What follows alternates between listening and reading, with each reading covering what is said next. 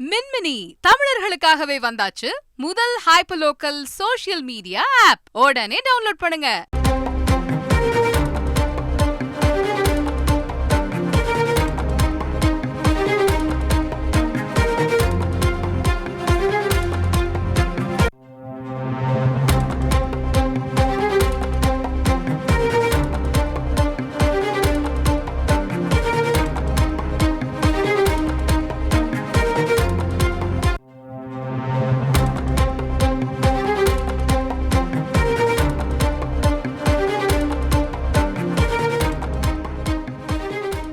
Group 4 போட்டித் தேர்வு June 9ஆம் தேதி நடைபெறும் என டிஎன்பிஎஸ்சி அறிவிப்பு வெளியிட்டிருக்கிறது.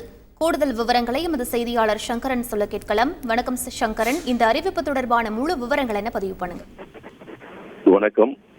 அரசு துறைகளில் அதிகமான வேலை வாய்ப்புகளை வழங்கக்கூடிய அந்த குரூப் 4 தேர்வு குறித்த அறிவிப்பை நீண்ட நாட்களாகவே பலரும் எதிர்பார்த்திருந்தனர். தற்போது அதற்கான அறிவிப்பை டிஎன்பிஎஸ்சி வெளியிட்டிருக்கிறது. 6244 காலி பணியிடங்கள் முதல் கட்டமாக அறிவிக்கப்பட்டிருக்கின்றன.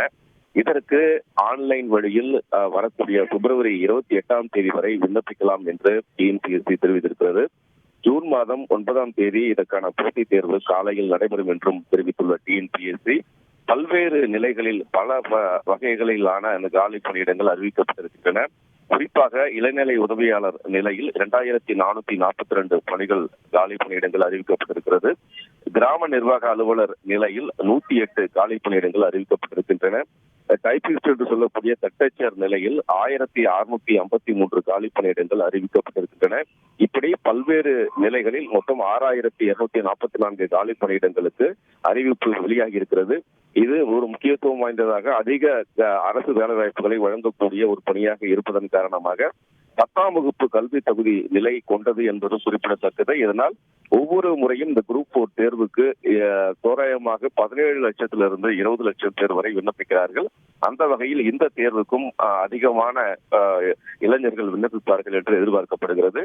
ஆன்லைன் வழியில் தற்போதே இதற்கு விண்ணப்பிக்க துவங்கி இருக்கிறார்கள். விவரங்களுக்கு நன்றி சங்கரன். மின்மினி தமிழர்களுக்காகவே வந்தாச்சு முதல் ஹைப்பர்லோக்கல் சோஷியல் மீடியா ஆப். உடனே டவுன்லோட் பண்ணுங்க.